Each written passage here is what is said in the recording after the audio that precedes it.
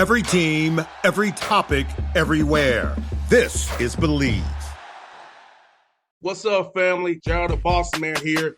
You're tuned into the Bossman Show on AM 1010, AM 1430, 1055 The King. Check The King out at 105theking.com and the Bossman Show at bossmanshow.com. Hit me up on Instagram, The Bossman Show, Twitter at Bossman Show, and Facebook, Bossman Show. It's the Bossman on your radio. Listen to the Bossman Show with your host, JR, Saturdays at 9 a.m. right here on AM 1010, The King. BS3 Network, changing the way you watch TV. Yes, BS3 Network, changing the way you watch TV, covering content and hot topics from A to Z, sports, music, society and culture, movie reviews, you name it, we have it. Check it out on bs3network.com or check us out on Roku, BS3 TV on Roku, as well as check out your favorite podcast on all podcast platforms or Spreaker.com/BS3 Network. You are now tuned to BS3 Network. This episode is brought to you by Progressive Insurance. Do you ever think about switching insurance companies to see if you could save some cash? Progressive makes it easy. Just drop in some details about yourself and see if you're eligible to save money when you bundle your home and auto policies. The process only takes minutes, and it could mean hundreds more in your pocket. Visit Progressive.com after this episode to see if you could save. Progressive Casualty Insurance Company and Affiliates. Potential savings will vary. Not available in all states.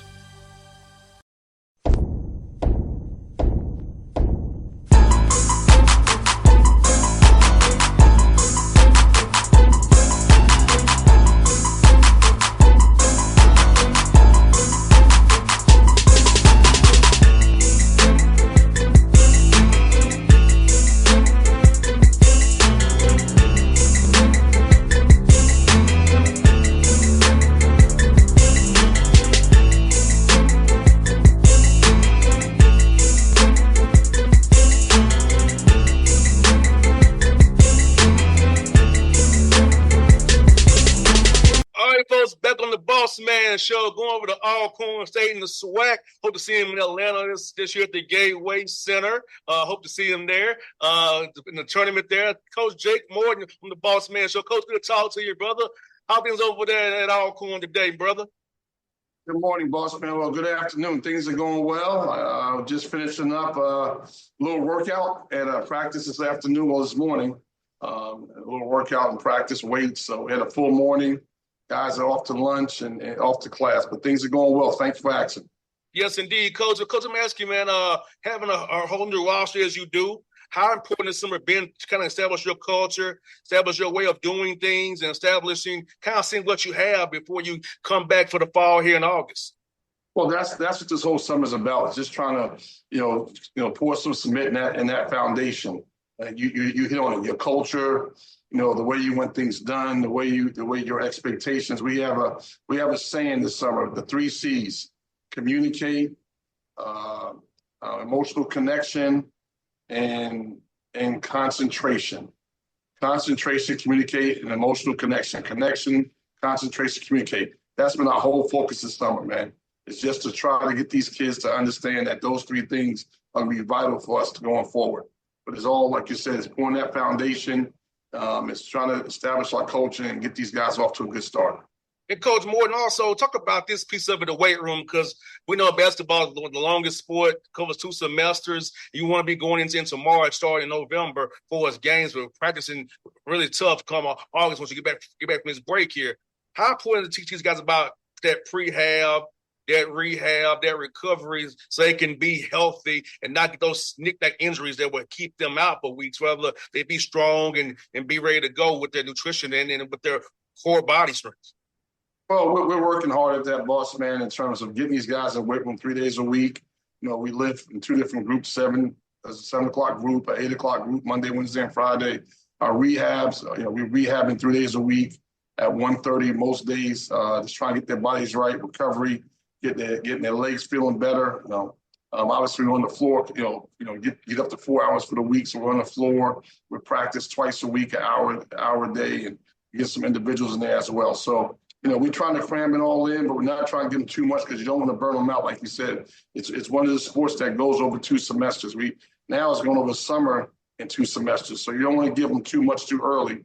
But, I think we got a really good taste of what we're going to be doing going forward. But the guys are working really hard. And like I said, those 3 C's, I think their concentration is getting a lot better, understanding what it's going to take to get it done at this level. We do have a lot of kids out of the portal as well as some JUCO transfers. So we're kind of trying to blend all that together this summer.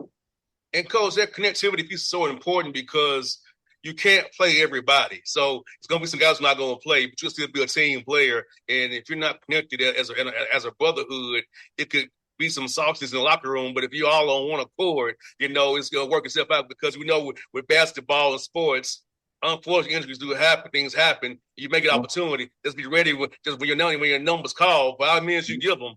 Be ready and perform. You make it. Well, you're right about that. We have 15 guys on our 15-man roster. All 15 are not here. One of our big kids is still over. He had a visa issue. He's 7'2". He's over in Morocco.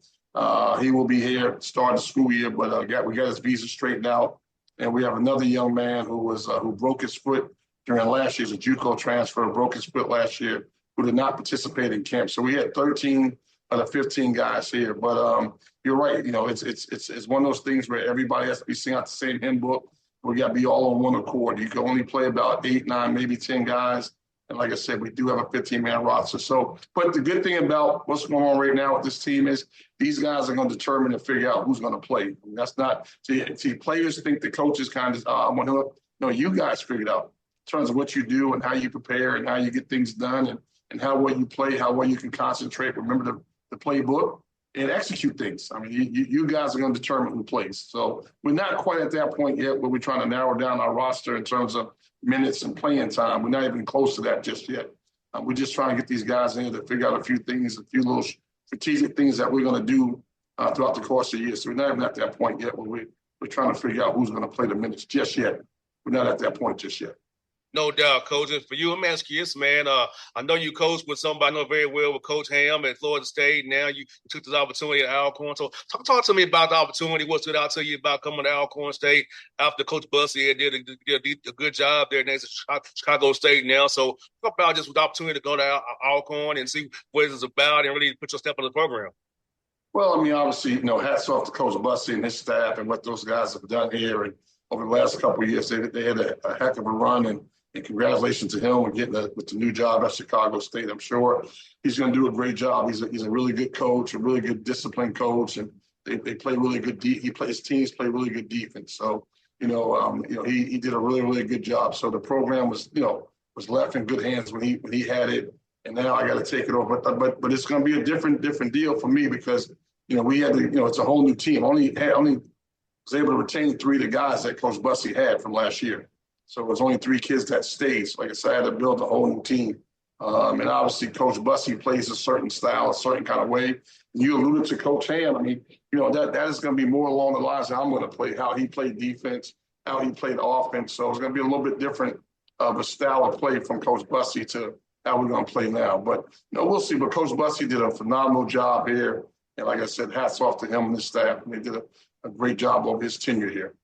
And Coach Morton, for any young man listening to this interview who is a high school senior or a JUCO guy listening to the interview, what are you looking for in a young man off the floor? What are the intentions looking for in a young man off the floor to be as the close of your program, what you want a young man to be about if he's going to be an Alcorn State Brave and play for you? I look for kids that want to be student athletes, student first. I look for good character people. I look for kids that have humility. That's a big pillar in our program. To be humble, have humility. Obviously that character component is really, really important. We had, we passed on some kids, in the portal that I would say on paper, they had a little more talent than maybe the guys we took, but I didn't really feel they had that character component in place. So we kind of, just decided to go in a different direction. So I'm going to try to bring in, a good quality young man that fits this culture, that fits this environment, that fits this school. No doubt, Coach. You talk about the swag, man. I tell you, it's a lot of good coaching in that conference.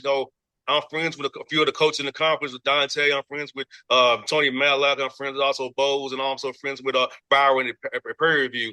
But and to talk about just the coaching in that conference, man, about the quality of men who lead these programs and about how the basketball is really high quality, despite how you get the seed line you get in the tournament. It's high quality basketball going on in that SWAC. Well, you just named four very, very quality, good, strategical coaches. All four of those guys you just named have a lot of respect for in terms of as coaches, as men, how they run their program. It's interesting you talk about that. I was at Florida State last year. I think we were getting ready for the ACC tournament, ready for Syracuse. I just remember watching a SWAC game, not even thinking that this opportunity would present itself at that moment in time. I was just so impressed with the quality of basketball, how hard, those guys, how hard the coaches got their kids to play, how disciplined the teams were, the way they executed things. I was really, just like I said, just as a fan sitting back watching the game, we get ready to go play Syracuse in the first round of the ACC tournament, and I'm watching the SWAC game on ESPN, and it was I remember just being a real entertaining game, and it was just two well-coached teams, and two well-coached, just well-coached teams and kids that just played their tails off. No doubt, Coach. I think it's very high quality ball, and just see the actions being run and seeing just the quality of schemes, like it matches up. And so I just feel like people shouldn't just look down on the SWAC because of the HBCU conference. It's really some quality coaching, quality basketball being played. Well, I will say this: people are making a big mistake if they're looking down. Like I said, you name four coaches that can coach any leagues in this country. I mean, any leagues in this country. I mean, I've coached at the highest level. I've been there. You named a couple of guys. Obviously, Dante is a great coach. You named the head coach at Prairie View, great coach. The head coach at Southern, great coach. Obviously, Matlock's at Alabama. I mean, you named like some guys that can coach at any league in this country, give them the opportunity. It's all about opportunity a lot of times, right? It's not so much about, who's where, who's there. It's about who gets those opportunities. And I will bet my bottom dollar if you gave those guys you just named, those few coaches you just named, opportunities to coach at in these bigger leagues, these PWI leagues, these Power 4, Power 5 leagues, I think they will do a great job in terms of coaching that ball club. And they all are great recruiters as well. They all get good players. There's just really good talent in this league. So much of this is about opportunity and getting a chance to have that opportunity at a higher level. No doubt, Coach. Morton, I want to ask you about Coach Ham. I always enjoy having him on the show here with me. He always gave me some great nuggets and great gems on and off the air. How was it to work for him? I loved our chats when I talked to him. So how was it to work for a living legend like Leonard Hamilton? Well, it's a little different for me because I played for I played for him. I met Coach Hamilton when I was 19 years old. I'm not going to age myself right now, but I'm somewhere in those 50s, right? But I played for Coach Ham. I met Coach Ham when I was 19 years old at the University of Miami, and he's just a guy that just cares about you. I mean, I'm gonna tell a story. I like telling the story about him, but this sums him up what type of person he is. I mean, obviously he's a great coach, a great leader, and a great leader of men. But I mean, I'm 19 years old. As you all know, as a Black African-American man, we get razor bumps, right? We get really bad razor bumps and knowing how to shave. And just something really simple as this. And he came up to me. He's on the job, and we know each other about 2 months, right? And he pulled me to the side. He said, "Man, how do you shave?"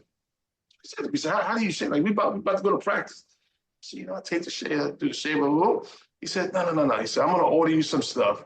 There's this stuff I'm going to order you. It's called razor bump. This is like 35 years ago. I'm going to order you some stuff. You put on your skin, you let it soak overnight. And Coach is crazy. When it comes to cooking and certain things, he's really like particular about things.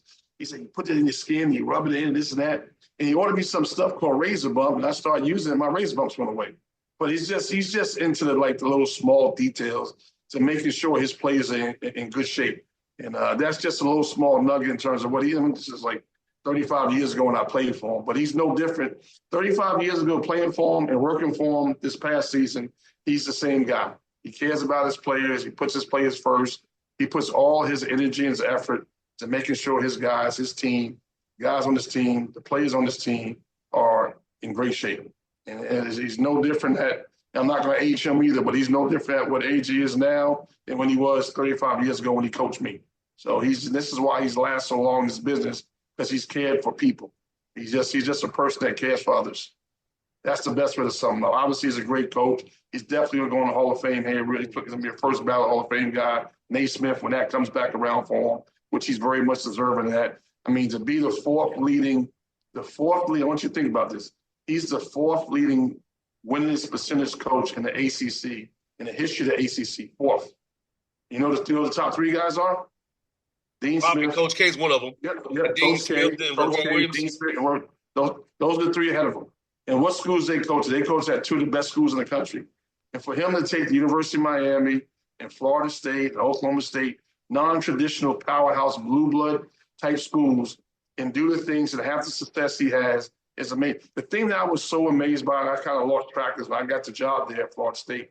I walked down. He has not him, but they have a little mural of all the different pros that's played there. I mean, I was just, it's so many guys. Man, I can't remember how many guys got drafted. It's that many that's been drafted in the 23 years he's been there. The number of guys he's developed and made into NBA players.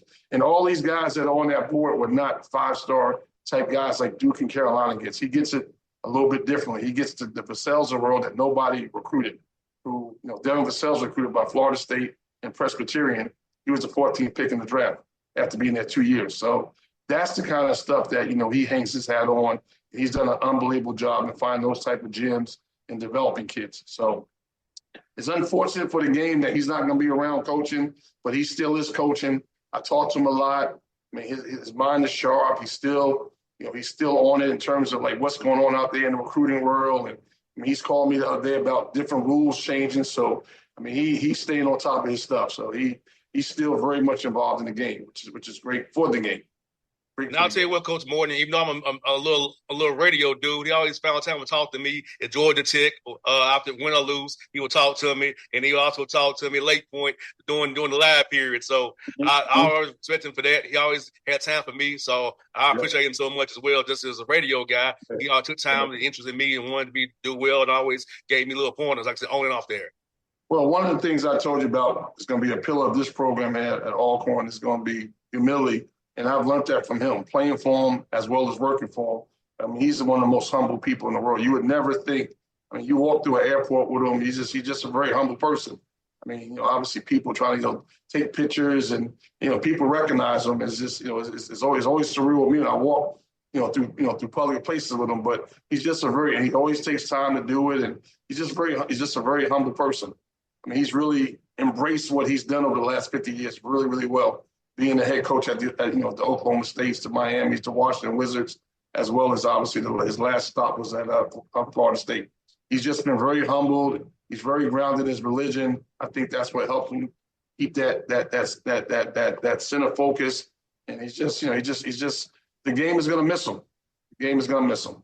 100%. And Coach Morton, for you, man, at what point did you decide you want to get into coaching, man?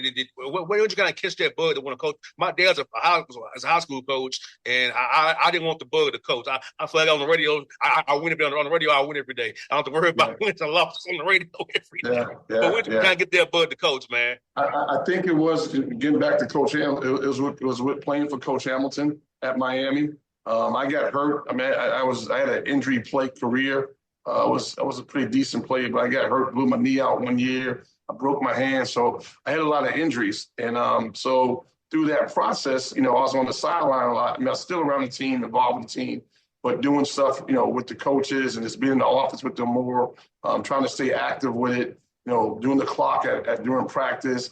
And that's when I really knew. I said, I really, when I'm done playing, I had the opportunity to play professionally as well. I said, when I'm done playing, I want to coach. I knew that when I was probably 19, 20 years old. But it was through those injuries of me just sitting there and having a different perspective of what I was doing, up in the offices more with the coaches and at the shot clock and working the clock during practice and not really participating, but taking it from a different perspective, holding the clipboard on the sideline during games and that kind of stuff and helping those guys out with different things during the games. So that's when I knew that this is something that I would want to make a career one day. No doubt. Well, Coach Morton, I hope to see you first at the Gateway Center. Hope when the Atlanta Hawks schedule comes out, it works in my favor. I can come and see you all play. Or if I catch you at Alabama A&M or Alabama State. So I'm trying to see you play, Coach, and I'm in your corner. Anything you want to come on the show, we're talking and chit-chat, man. I'm here for you, Coach. I'm trying to help out black coaches in the industry as much as I can. Give you all a platform to talk to you. Just want to talk. Not because something bad happened or you won. I just want to talk to you. Give you a platform for people to hear your story, man. Hear your program story. Yeah, well, listen, boss, I appreciate you, brother.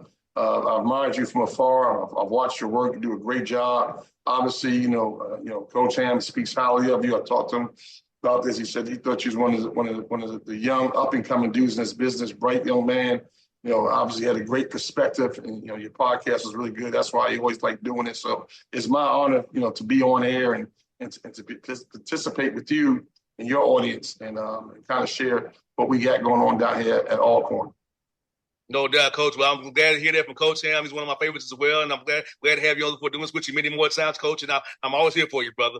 Now, I saw your lineup, man. I see you got Coach Locks up tomorrow, right? Yes, sir.